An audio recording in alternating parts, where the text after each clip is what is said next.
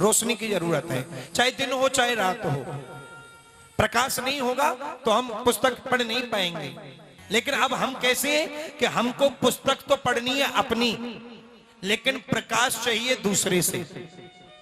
हम स्वयं प्रकाशित नहीं हैं, पुस्तक है अपनी और प्रकाश चाहिए दूसरे से। लेकिन भगवान कैसे हैं? जो स्वयं प्रकाशित हैं, जो स्वयं प्रकाशित हैं, जो ऐसे प्रकाशित हैं जिनको प्रकाश लेने की दूसरे से आवश्यकता पड़ती ही ना हो, उसलिए उनको चित्त बोला गया है।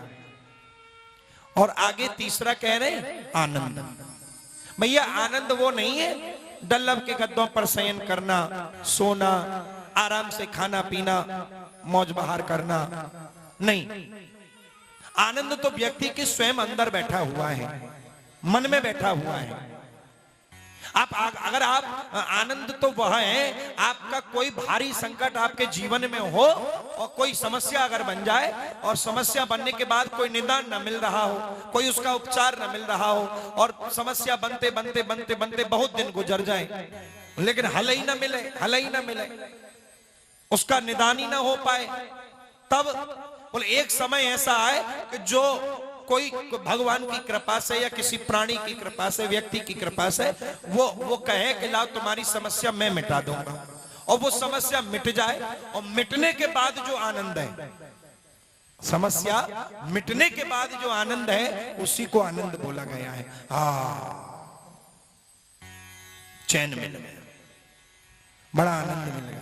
ये दिमाग पैसे, सिर पैसे, एक बोझ हट जाए, किसी कार्य को लेकर के बन जाए और वो बोझ हट जाए तो एकदम ऐसा महसूस होता है मानो सारा संसार जीत लिया, सारी प्रसन्नता आ गई, उसको आनंद बोला गया है।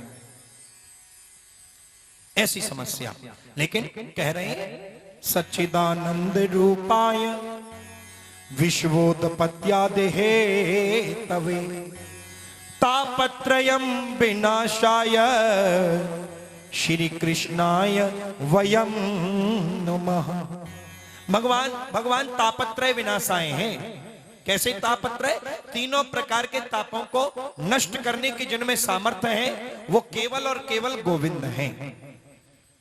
दैहिक दैविक भौतिक तापा, दैहिक दैविक भौतिक तापा, ओ दैहिक दैविक भौतिक तापा, दैहिक दैविक भौतिक तापा, दैहिक दैविक भौतिक तापा, दैहिक दैविक भौतिक तापा, दैहिक दैविक भौतिक तापा, दैहिक दैविक भौतिक तापा, राम राज्य का हो नहीं व्यापा, राम राज्य का हो नहीं व्यापा,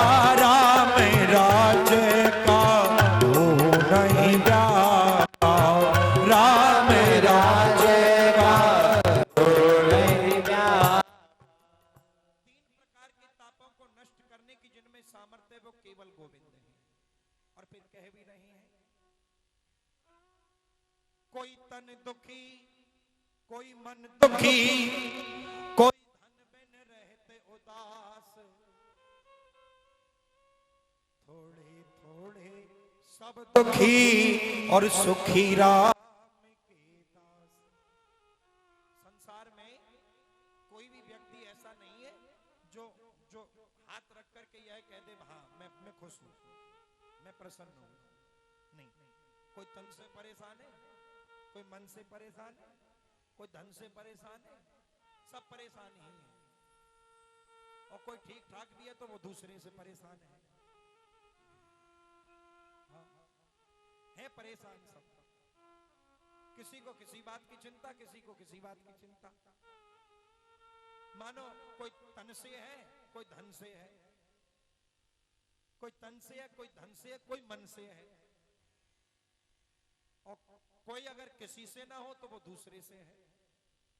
सब परेशान है। एक भी प्राणी ऐसा नहीं जो यह कह दे हाँ मैं खुश हूं, मैं प्रसन्न हूं। ऐसे कहने को तो कह दे हम अपनी जिंदगी जीवन जी रहे हैं, नहीं, वास्तविक तो नहीं। और सुख किसको है भैया? सुख तो केवल भगवान के दासों को है। कबीरा सब जग निर्धना, कबीरा सब जग निर्धना, धनवंता नहीं कोई, धनवंता सोई जानिए जाके पास राम नाम धन हो। भाई धनी तो वही है जिसके पास राम नाम का धन है, गोविंद के नाम का धन है। जिसने कमा लिया बेड़ा पार हो गया। और मीरा कहती भी है, लोगों ने पूछा मीरा हर जगह गई तुम? हाँ गई। सच सच बताना तुम्हें कहां कहां सुख मिला? सुख, तुम सुख की बात करते हो? अरे सारी दुनिया में अशांति फैली हुई है, तो सुख कहां मिला? बोले सुख तो केवल गोविंद की शरण में मिला और कहीं नहीं मिला। क्यों?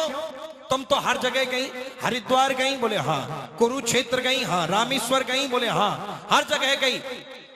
सच्चा सच्चा सुख बताने का? बोले हाँ, मैं जब वृंदावन में आई तब मुझे लगा कि हाँ थोड़ा आराम है, थोड़ा सुख है। और फिर दूसरी बात नाम की कहते हो कि नाम, राम नाम के पास जिसका धन है वो सबसे बड़ा धनी है। और भैया जो लोग डायमंड के पारखी हैं वो डायमंड पहनते हैं। जिनके पास सोना नहीं है, जिनके पास सोना नहीं है वो ऐसे ही काम चला लेते हैं। लेकिन अब जिसके पास न सोना हो, न चांदी हो, न डायमंड हो, और जिसको रत्न मिल जाए वो फिर किससे बात करेगा?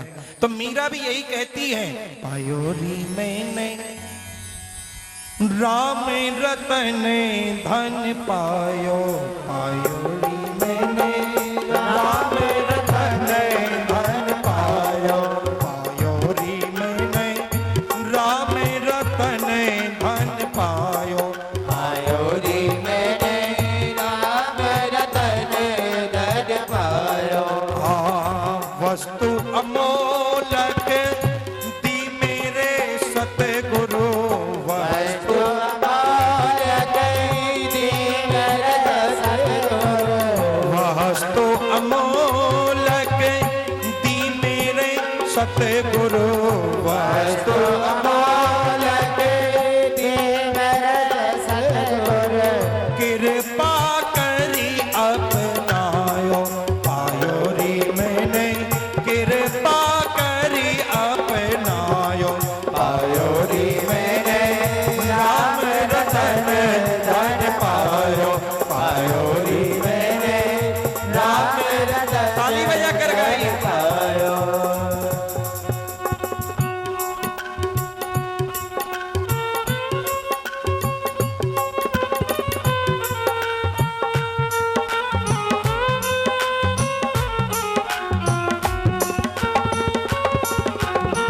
सत्य की नाव हे बटिया सतगुरु, सत्य की नाम निबतिया सतगुरु, सत्य की नाव हे बटिया सतगुरु, सत्य की नाम निबतिया सतगुरु, सत्य की नाव हरि बोल। हे बटिया सतगुरु, सत्य की नाम निबतिया सतगुरु, गुरु चरणन निज आयो, पायोरी मैंने गुरु चरणन निज आयो, पायोरी मैंने राम रतन धन पायो, पायोरी मैंने राम रतन धन पायो, पायोरी मैंने राम रतन धन पायो, पायोरी मैंने राम रतन धन पायो। जिसने नाम धन का खजाना बढ़ा लिया उसके बराबर कोई धनी नहीं है। हनुमान जी कह रहे हैं, कहे हनुमंत विपत्ति प्रभु सोई, जब तब सुमिरन भजन न होई। बोले सबसे बड़ी विपत्ति तो तब है, कब? बोले जब व्यक्ति अपने जीवन में और समय बर्बाद कर दे और भगवान का भजन न कर पाए। और सबसे बड़ी विपत्ति है, लेकिन सबसे बड़ी संपत्ति यह है कि जगत के कामों को छोड़ करके और भगवान का भजन करने लग जाए। सबसे बड़ी संपत्ति है। और आगे कह रहे श्री कृष्णाय वयम नमः। भगवान भागवत के प्रधान देव तो गोविंद हैं, इसलिए भागवत के महात्म्य के प्रथम श्लोक में सत्य की वंदना की गई है। सत्यम परम धीमहि, सत्यम परम धीमहि। नहीं असत्य सम पातक पुंजा। असत्य के समान कोई पाप नहीं है और सत्य के समान कोई पुण्य नहीं है। सत्य ही समस्त उत्तम पुण्यों की जड़ है। तो आइए, जैसे हम इस पवित्र भूमि पर बैठ करके और इस श्रीमद् भागवत कथा का जो है श्रवण और मनन करने जा रहे हैं, ऐसे ही पुराणों की विद्या के लिए परम एकांत स्थान होना चाहिए। और परम शांति का जो स्थान है उसी को संत लोगों ने नैमिसारण्य क्षेत्र बोला है। तो आइए उसी नैमिसारण्य क्षेत्र में चलें, जो कि बड़ी पावन और पवित्र भूमि है। 88,000 संतजन वहां विराजमान हैं। और ऐसे हैं, ये 88,000 जो महात्मा हैं, ये सभी गृहस्थ महात्मा हैं। ऐसे हैं जो गृहस्थ ऋषि हैं, लेकिन जिनकी उम्र बड़ी बड़ी लंबी है, बहुत लंबी है। कई महात्मा तो ऐसे हैं जिनके जीवन में कई इंद्र बदल गए हैं। कई महात्मा ऐसे हैं जिनके जीवन में कई चतुर्युगियां बीत चुकी हैं। कई महात्मा ऐसे हैं जिनके जीवन में कई ब्रह्म बदल गए हैं। लेकिन वो 88,000 संतजन भगवान का पूजन करके स्नान संध्या से निवृत्त होकर के जब एकांत में पवित्र होकर के जब बैठते हैं, तो उसी समय उन 88,000 महात्माओं के बीच में श्री सूत जी महाराज का आगमन होता है। ये सूत जी महर्षि वेद व्यास जी के परम शिष्य हैं। जैसे ही सूत जी आए तो 88,000 जो संत बैठे हैं सभी उठ करके सम्मान करने लगे, खड़े होने लगे। और सूत जी की आयु है केवल 20 वर्ष की। 20 वर्ष वाले सूत जी महाराज अब पधारे तो ये लंबी लंबी उम्र वाले महात्मा सब खड़े होकर सम्मान करने लगे। सौनकादिक ऋषियों के इस व्यवहार को देखकर सूत जी बोले, महाराज आप क्या कर रहे हो? आप मुझे देख करके खड़े हो रहे हो, मेरा आदर सत्कार कर रहे हो, आखिर क्यों? सूत जी आप कहने लगे, महात्मा बोले आप उम्र में छोटे हो, लेकिन क्या हुआ? पर शास्त्र कहता है धन प्रदाम बल प्रदाम, धन प्रदाम बल प्रदाम, आयु वृद्धा स्थितेव च ते सर्वे अभिज्ञान वृद्धाश्रम किंकराम शिष्य किंकरा। महाराज कोई धन में बड़ा होता है, कोई आयु में बड़ा होता है, कोई बल में बड़ा होता है, कोई परिवार में बड़ा होता है, लेकिन जो संसार में जो ज्ञान में बड़े हैं वो सबसे पूज्य माने गए हैं। हमारा शास्त्र ये कहता है कि वो जो ज्ञान में बड़ा है वो सबसे पूज्य है, वो सम्मानित है। और आप कैसे हैं? आप कैसे हैं? बोले आप मानव रूपी के मन में जो अंधकार रूपी जो बैठा है काल, उसको दूर करने के लिए आप करोड़ों सूर्यों के समान हैं, करोड़ों सूर्यों के समान। और एक काम करो, आप हमें ऐसी कोई कथा सुनाओ जिससे कि संसार के लोगों की कष्ट की निवृत्ति हो जाए और हमको शांति मिल जाए। कृष्णम प्राप्ति करम शाश्वतम साधनम तददात। ऐसी कोई कथा सुना दो जिससे भगवान की तो प्राप्ति हो जाए और मन को शांति मिल जाए। और संसार में जो लोग भटक रहे हैं उन वो अगर कथा को सुने उसको तो उनका बेड़ा पार हो जाए।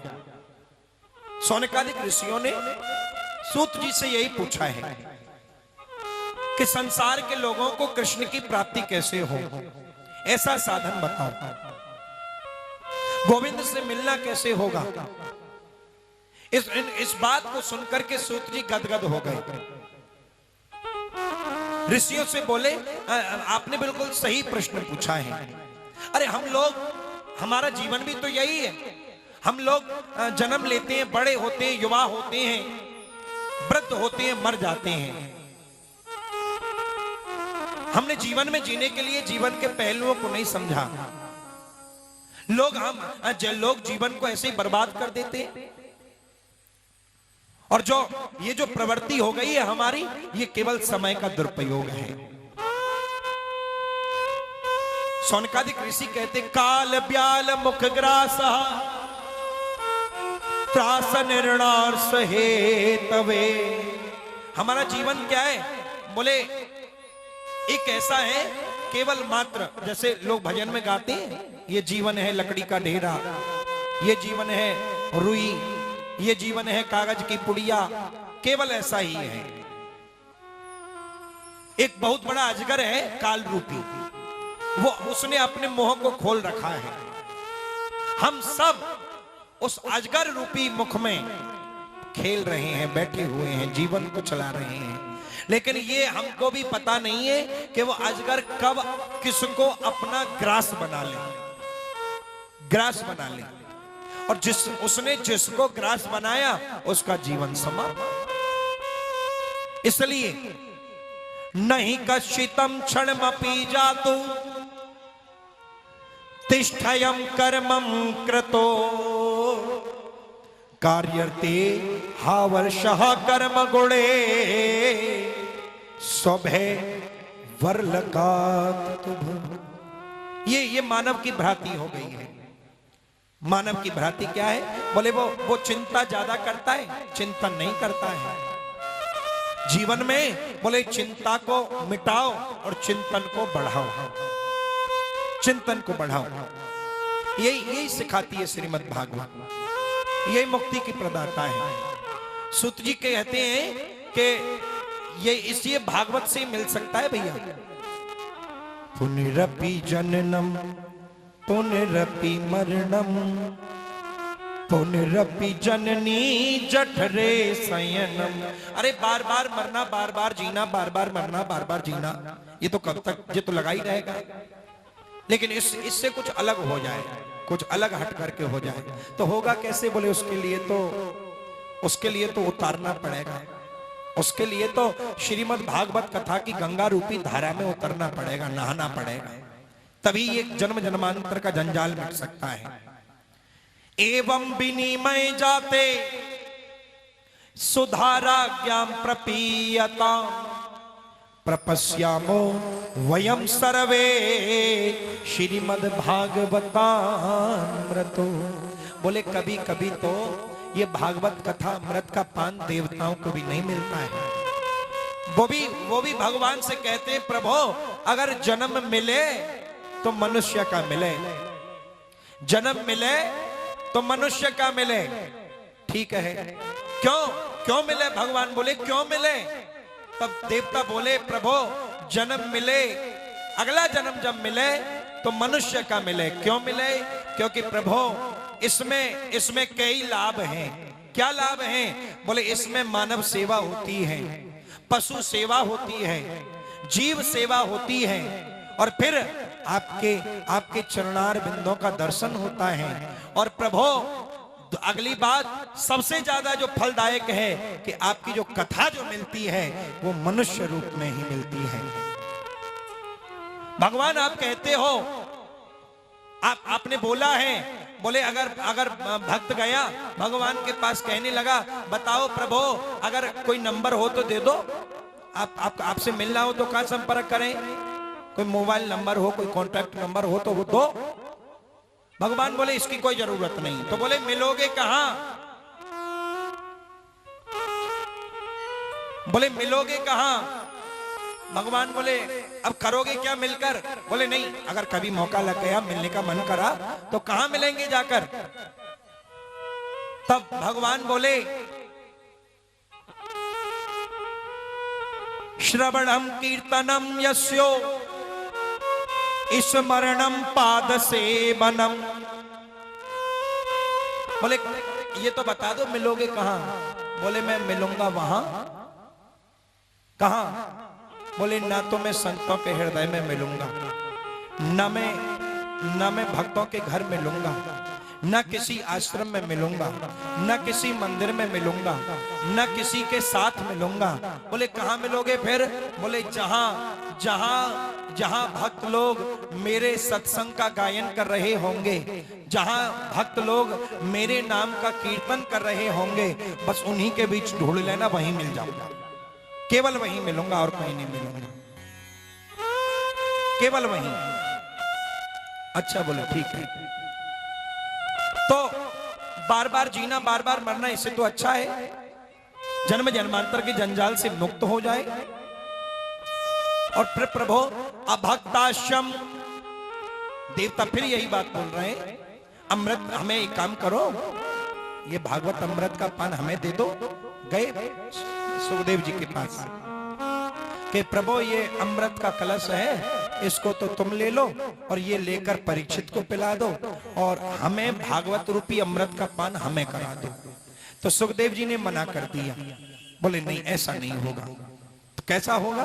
तब परीक्षित जी कहते हैं कि कैसा होगा भगवान? बोले नहीं ऐसा नहीं हो सकता है। तब भगवान देवता कहते हैं कि भगवान हमें जब भी अगला जन्म मिले तो मनुष्य का देना, और मनुष्य में भी कहां देना? भारत की भूमि पर, भारत की भूमि में, भारत में देना। क्योंकि भगवान जहां अवतार लेते हैं वहां हम जाएंगे और वहां फिर जाकर के आपकी कथा का श्रवण करेंगे, उसका चिंतन करेंगे, मनन करेंगे। इसलिए हमको ये स्थान देना। हमारी भारत भूमि तो दिव्य है। क्या वर्णन किया जाए? अभक्ताश्रम विज्ञाय ददोस कथामृतम गते श्रीमद् भगवत गीतालापम सुराणामपि दुर्लभम्। सुखदेव जी ने देवताओं को अभक्त समझा, अमृत का पान, श्रीमद् भागवत कथा अमृत का पान उनको नहीं कराया। लघुन्यानि जातानि गौरवेण इदं महता तदा ऋषिगणा सर्वे तम भूतम विस्मयम परमम पयो। भाई भारत भूमि तो धन्य है, यहाँ तो भगवान अवतार लेते हैं और जितने भी अवतार हुए भगवान के भारत भूमि पर हुए, इसलिए भारत को माता कहा गया है। बोलते भारत माता की जय। कोई ऐसा ऐसा देखा है अमेरिका माता की जय या जापान माता की जय? नहीं, भारत भूमि धन्य है। क्योंकि जो साधुओं ने, जो महात्माओं ने, जो ऋषि मुनियों ने जो साधना के बल से, तपस्या के बल से और जो अपने अपने अपने दिनचर्या के बल से जो इस भारत भूमि को जो धन्य बनाया है, वो केवल और केवल भारत ही है। और हमारे भारतवर्ष में जैसे 9 वर्ष हैं और 9 में जो नवा वर्ष है वो भारतवर्ष है। सब वर्षों में अलग अलग महत्ता दी गई है, किसी में अन्य है, किसी में अन्य है, किसी में अन्य है, लेकिन भारतवर्ष में केवल और केवल कर्म को महत्ता दी गई है। इसलिए गोस्वामी जी कह रहे हैं, कर्म प्रधान विश्व रचि राखा, जो जस करहि सो तस फल चाखा।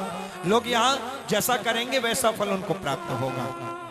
गीता में कृष्ण भी कहते हैं, कर्मणा जायेति जंतो कर्मणैव विलीयते, सुखम दुखम भयम क्षेमम कर्मणैवाभिपद्यते। बोले भगवान कहते हैं ना मैं सुख देता हूं ना दुख देता हूं, वो तो जीव है जो जैसा कर्म करता है वैसा फल भोगना पड़ता है। लोग जैसा करेंगे वैसा फल भोगना पड़े को मिलेगा। इसलिए भारत भूमि कर्म की महत्ता दी गई है। और भगवान कहते हैं बस तू कर्म करता जा, फल की चिंता मत कर, मैं बैठा हूं। श्रीमद् भागवताख्यो न रूपो प्रत्यक्षम कृष्णम गतः। भागवत क्या है? बोले ये साक्षात भागवत भगवान स्वरूप है, वामंगमय रूप है।